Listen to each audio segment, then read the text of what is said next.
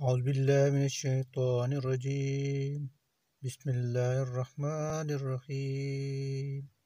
آج ہم سورہ بقرہ کی 7ویں آیت سے سبق شروع کریں گے۔ قرآن مجید میں سورہ بقرہ کی 7ویں آیت ہے، ختم اللہ علی قلوبہم وعلی سمعہم وعلى أبصارهم غشاوة ولهم عذاب عظیم۔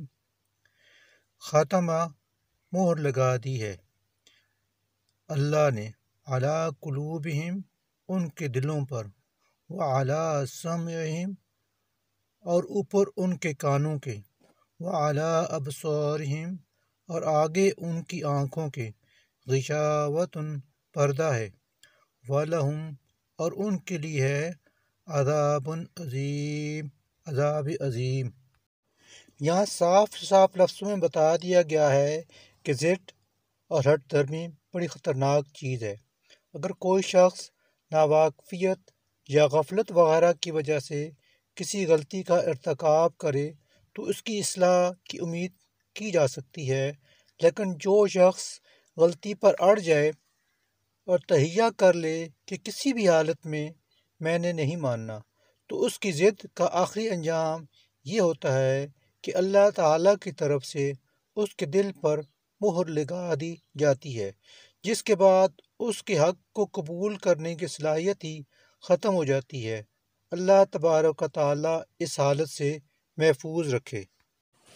سورہ بقرہ کی 8ویں آیت ہے، وَمِنَ النَّاسِ مَن يَقُولُ آمَنَّا بِاللَّهِ وَبِالْيَوْمِ الْآخِرِ وَمَا هُمْ بِمُؤْمِنِينَ۔ وَمِنَ النَّاسِ اور بعض لوگ، مَن یقول ایسے بھی ہیں جو کہتے ہیں، آمنا ہم ایمان لائے، باللہ اللہ پر، وبالیوم الآخر اور آخرت کے دن پر، وما ہم حالانکہ نہیں ہیں وہ، بمؤمنین مومن۔ سورہ کے شروع میں مومنوں کے اوصاف اور ان کا انجام خیر بیان ہوا ہے۔ اب یہاں سے ایک تیسرے گروہ کا بیان ہو رہا ہے جسے منافق کہا جاتا ہے۔ یہ لوگ ظاہر میں تو اپنے آپ کو مسلمان کہلاتے تھے مگر دل سے مسلمان نہیں ہوئے تھے۔ سورہ بقرہ کی 9ویں آیت ہے، یخادعون اللہ والذین آمنوا وما یخدعون الا انفسهم وما یشعرون۔ والذین اور ان لوگوں کو، آمنوا جو ایمان لائے، وما یخدعون اور نہیں وہ دھوکہ دیتے، الا مگر، انفسهم اپنے آپ ہی کو، وما اور نہیں، یشعرون وہ سمجھتے۔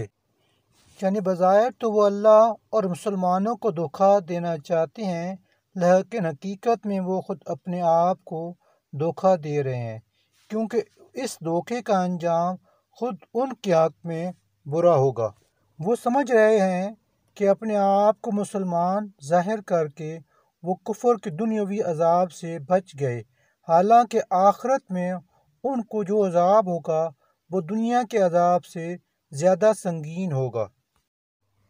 سورہ بقرہ کی 10ویں آیت ہے، فی قلوبہم مرض فزادہم اللہ مرضا وَلَهُمْ عَذَابٌ عَلِيمٌ بِمَا كَانُوا يَكْذِبُونَ۔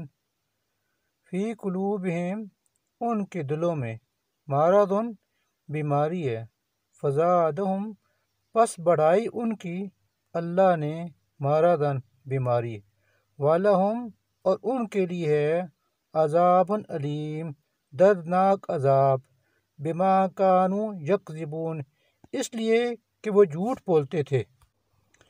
بیماری سے مراد منافقت کی بیماری ہے، اور اللہ تعالیٰ کے اس بیماری میں اضافہ کرنے کا مطلب یہ ہے کہ وہ منافقین کو ان کے نفاق کی سزا فوری نہیں دیتا بلکہ انہیں ڈھیل دیتا ہے، اور اس ڈھیل کا نتیجہ یہ ہوتا ہے کہ منافق لوگ اپنی چالوں کو بظاہر کامیاب ہوتے دیکھ کر اور زیادہ منافق یعنی مکمل منافق بنتے چلے جاتے ہیں۔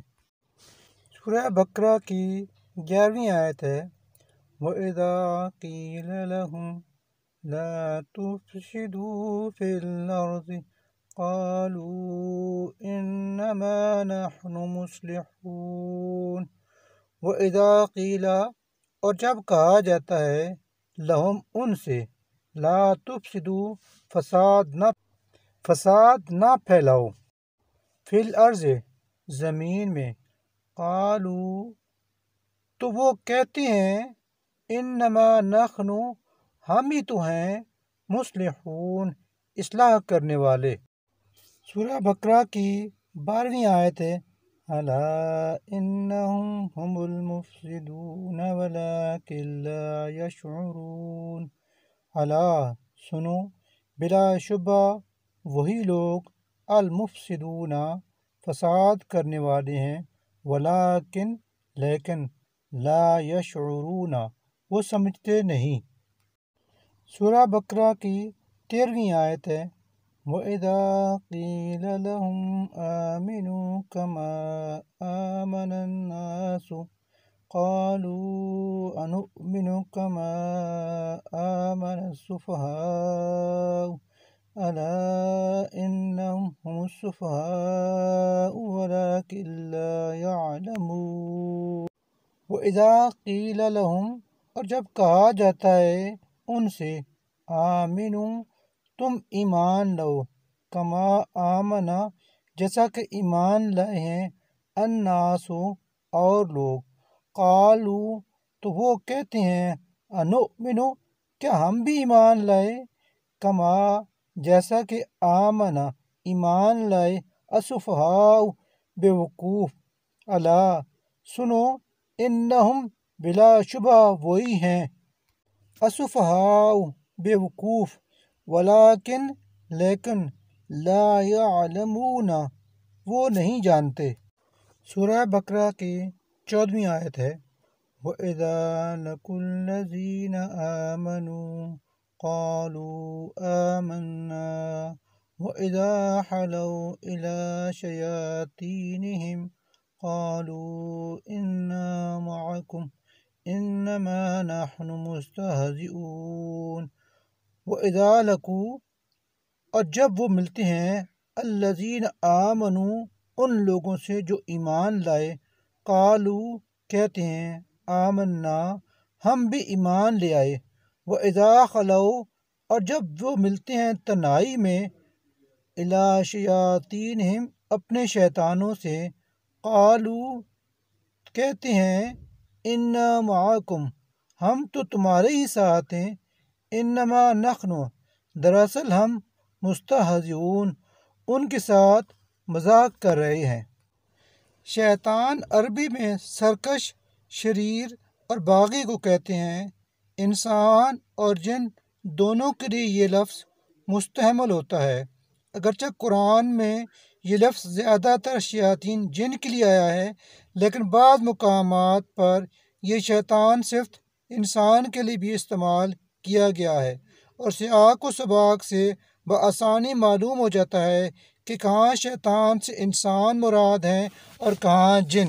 اس مقام پر شیاطین کا لفظ ان بڑے بڑے سرداروں کے لیے استعمال ہوا ہے جو اس وقت اسلام کی مخالفت میں پیش تھے۔ سورہ بقرہ کی 15ویں آیت ہے اللہ یستہزئ بہم وَیَمُدُّہُمْ فِی طُغْیَانِہِمْ یَعْمَہُونَ۔ اللہ یستہزئ حالانکہ اللہ مذاق کر رہا ہے بہم ان سے وَیَمُدُّہُمْ یوں کہ انہیں مہلت دے رہا ہے فی طغیانہم چنانچہ وہ اپنی سرکشی میں یعمہون بھٹکتے پھر رہے ہیں۔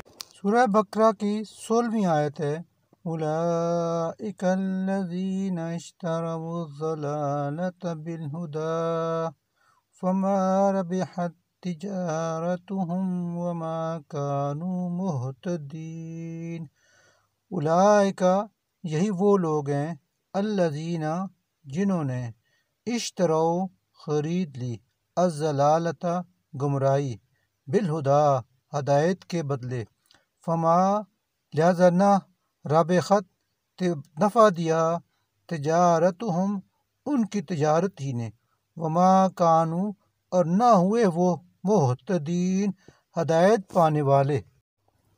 سورہ بقرہ کی 17ویں آیت ہے مثلہم کمثل الذی استوقد نارا فلما اضاءت ما حولہ ذہب اللہ بنورہم وترکہم فی ظلمات لا یبصرون۔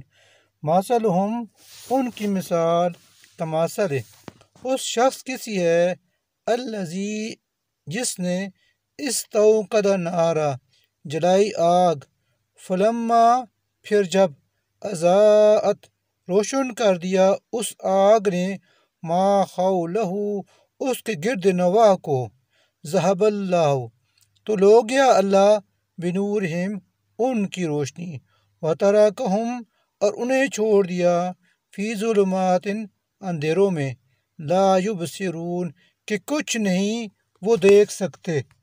مطلب یہ ہے کہ جب ایک اللہ کے بندے نے روشنی پھیلائی اور حق کو باطل سے صحیح کو غلط سے راہ راست کو گمراہیوں سے چھانٹ کر بالکل نمایاں کر دیا تو جو لوگ دیدہ بینا رکھتے تھے ان پر تو ساری حقیقتیں روشن ہو گئیں مگر یہ منافق جو نفس پرستی میں اندھے ہو رہے تھے ان کو روشنی میں کچھ نظر نہ آیا۔ اللہ نے نور بصارت سلب کر لیا کہ الفاظ سے کسی کو یہ غلط فہمی نہ ہو کہ ان کی تاریکی میں بھٹکنے کی ذمہ داری خود انہی پر نہیں ہے۔ اللہ نور بصیرت اسی کا سلب کرتا ہے جو خود حق کا طالب نہیں ہوتا، خود ہدایت کے بجائے گمراہی کو اپنے لیے پسند کرتا ہے، خود صداقت کا روشن چہرہ نہیں دیکھنا چاہتا۔ جب انہوں نے نور حق سے منہ پھیر کر ظلمت باطل ہی میں بھٹکنا چاہا تو اللہ نے انہیں اسی کی توفیق عطا فرما دی۔ صدق اللہ العظیم۔